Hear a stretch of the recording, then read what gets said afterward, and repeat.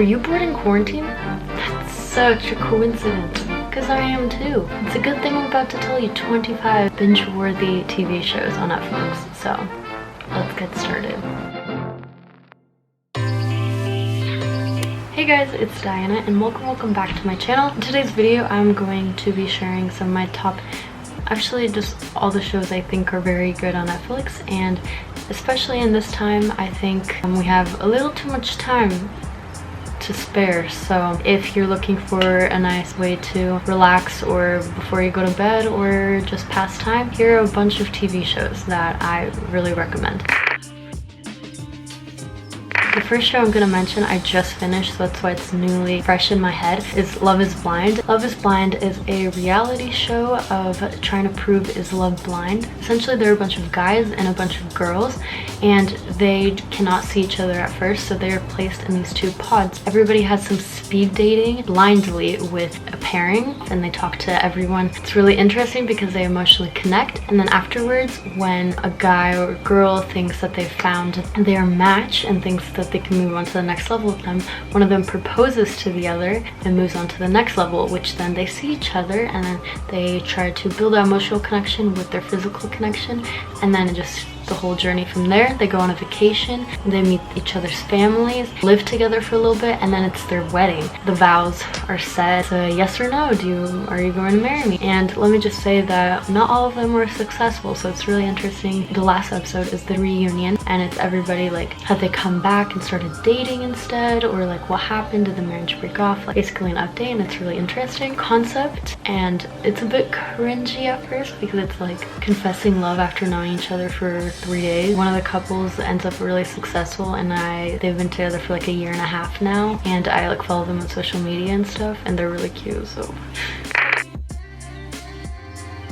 this is a TV show that follows the main character Joe, and he looks like a bookstore manager, but he's really a killer, sociopath. So he doesn't seem like a killer on the outside, he hides it. He falls in love with this girl named Beck, and it takes you on a very weird ride of their relationship, and then the next season finds new love interests and more deaths, killings, and see how he gets away with it, and better than I'm describing it, but it's really interesting if you're into those type of shows. And it's just really creepy of like how he plays his character so well, the guy who plays Joe. It gives you like chills sometimes, you know. 2 seasons long, so it's not too long. I wish there were more episodes, but the episodes themselves are pretty lengthy. The next show, which I don't hear talked about a lot, is The Good Place. This is like a fantasy comedic type of show, and the main character is played by Kristen Bell, who you probably know from Frozen, who voices Anna, and she plays her character so well. It's just really funny how she portrays her character. This show is basically all about an afterlife, and it's like this heavenly made-up afterlife where it's based on like a point system of how good you really lived your life. It racks up, and it's like how good your afterlife is to you. There's like twists on this show, which is like you cannot trust any character, and it's really interesting to follow the twist. And the twist at the end of season 1, it's like the whole season 2, and it's really interesting. And now there's a season 3, and I haven't finished season 3 yet, and it's really funny, but it's also really like you don't know what happens next. The next show is Sex Education, and I don't hear about this one a lot too. This one follows the main character in high school. His mother is a sex education teacher, and he gets really embarrassed about that, but then he becomes a sex education teacher himself, but like people in his grade like pay him to like guide him through like those type of things, and then he falls in love with them. It's all complicated, and it's like exploring people's sexualities. It's really funny, and I just like the wide range of like personalities on there. I don't know. The next show is I'm Not Okay With This. This is a very new show, and it's very short, has 10 episodes, and they're like 20 minutes each, so I finished this pretty quickly. But it's a girl who she's writing in her diary. Everything starts with like, Dear Diary. She's this like awkward teenager. Her father committed suicide a year ago, and she's like living with her mother, who she really hates, and she has a little brother that she has to take care of, and they're more on the poorer side. And she figures out that whenever she gets like really angry, like certain powers start to come out. There's gonna be season 2 probably, but it ended up like my face was like at the end of that show. So the next show is New Girl, and this show is literally probably one of the funniest shows I've ever watched. I can also watch this like over and over again. Has a lot of seasons, maybe 8 seasons, something like that. Basically, a new girl moves in in an apartment of 4 guys, and they're like in their mid-20s maybe, and all their like the dudes are so funny, and like the girl too. And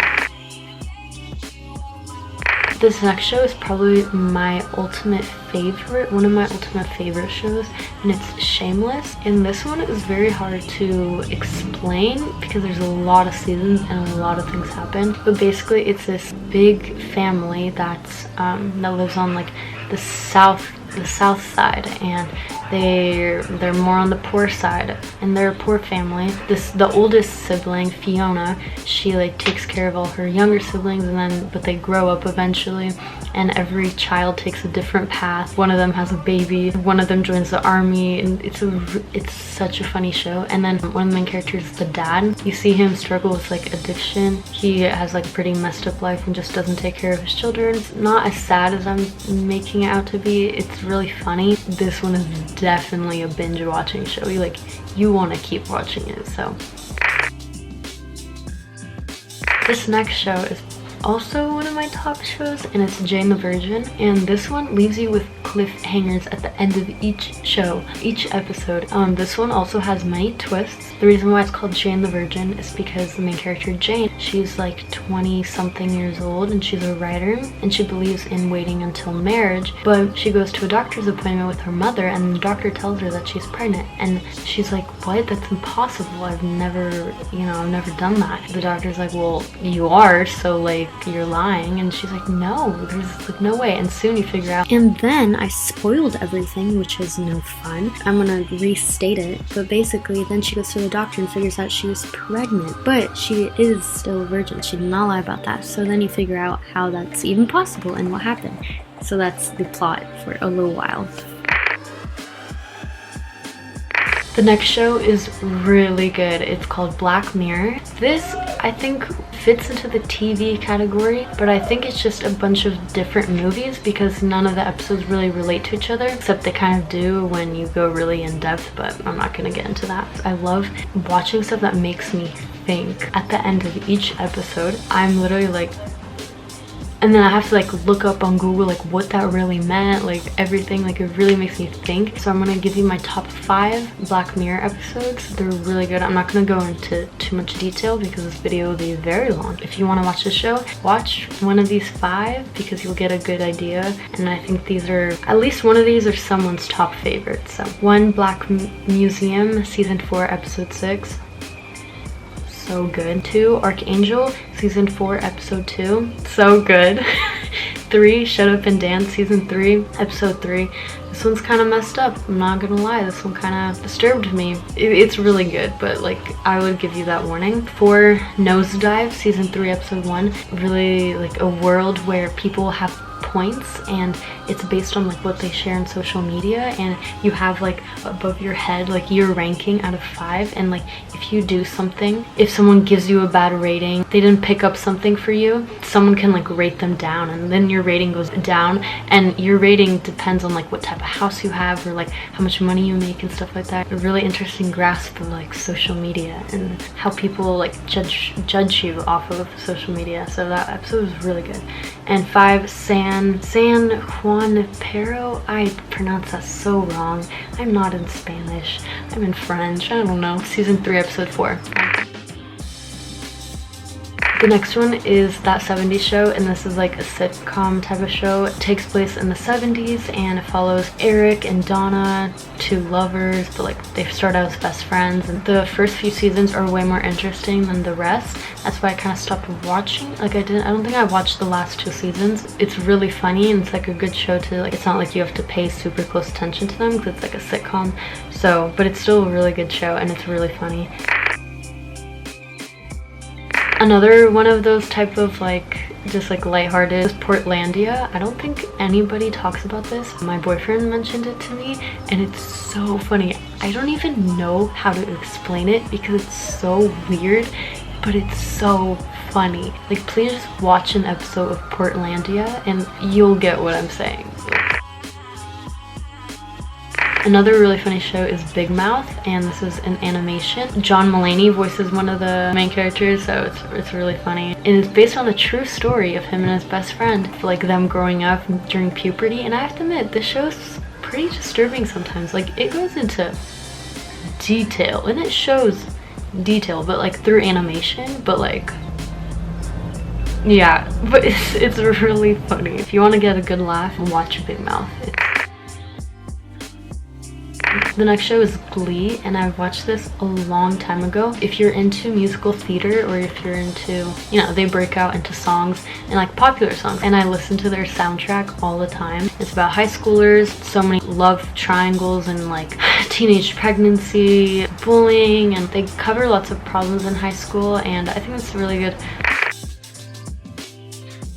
This show, I've never heard anyone mention it, but Young and Hungry. If you guys have ever watched Hannah Montana, do you know Lily, played by Emily Osment? She's the main character in Young and Hungry because she's a chef and she's really trying to make it out in the world as a chef. I watched this a long time ago, so I falls in love with the guy she's like working with. They're really like cute together.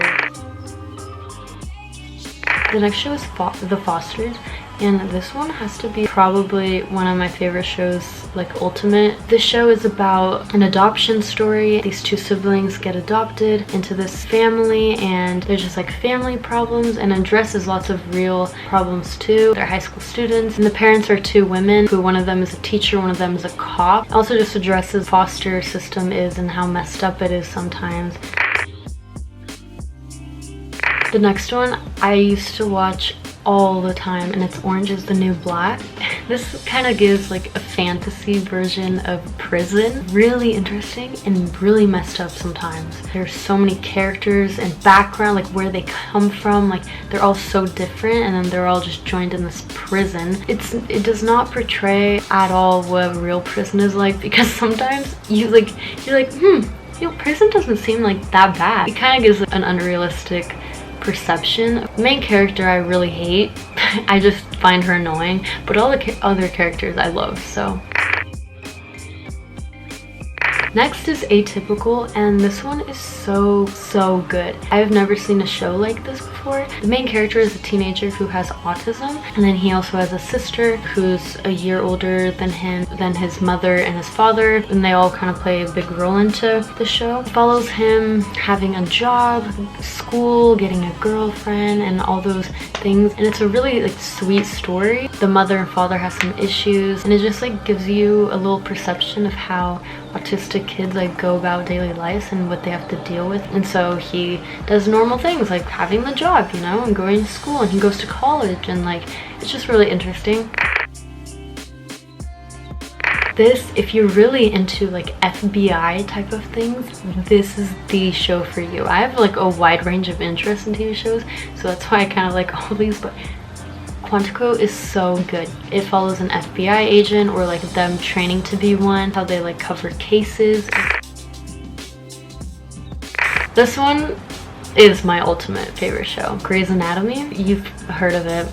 I just have to put this on here because I don't think it would be me if I didn't put this show on here. I've watched this show since I was in 7th, 8th grade, like definitely middle school, somewhere like that, and now I'm a senior in high school. It follows the journey of doctors and surgeons and their messed up love lives, all these patients with unique stories. I definitely also have to admit the last couple seasons were not as good as the first. Oh, by the way, this show has 16 seasons. Yeah, you heard me right. I stopped kind of watching up until season 13. It's a really good show. It's still my like favorite ultimate show. I literally like wanted to be a surgeon just because of this show, but like then I had to take a step back and be like, Diana, this is not a real perception of doctors. But I'm like, but no, I could never be a surgeon. I can't even deal with scenes on this show are very graphic in terms of like surgeries. So sometimes I'm like, you know. The next show is The Society, and I have not heard lots of people talk about this show, which I'm so surprised. It was so good. All the teenagers in this town, they go on a field trip, but then there's like a storm or whatever, and then they realize that all the adults are gone, like all their parents are gone, so they have to deal with the world, and so the society turns into just this world of teenagers, and then they have to like figure out who's the leader and like how they're gonna deal with like breaking against the laws, survive like with food and water and shelter, and just like at first they're like, wow, no adults, this is awesome, I'll just play video games and eat all the food I want, and then they come into reality and they're like, wait, we have to ration our food, all this stuff.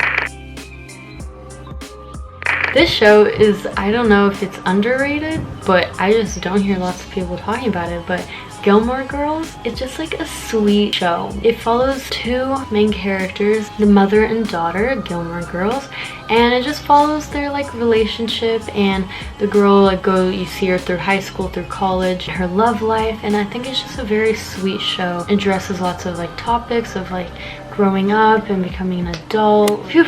That was a lot. So I hope you guys enjoyed this video. I hope you find a good TV show to watch because it's what you deserve, and I hope all of you guys are taking care of yourselves and not going too insane, because I know I am. Drink your coffee, get some rest, do your homework, FaceTime your friends, Zoom them, you know. Stay in contact with everybody and try to keep up the connections, you know, go out on walks, appreciate the nature, but please stay in quarantine for the sake of everybody. So again, thank you guys so much for watching and tuning in to this video, and I'll see you guys next time, whenever that is.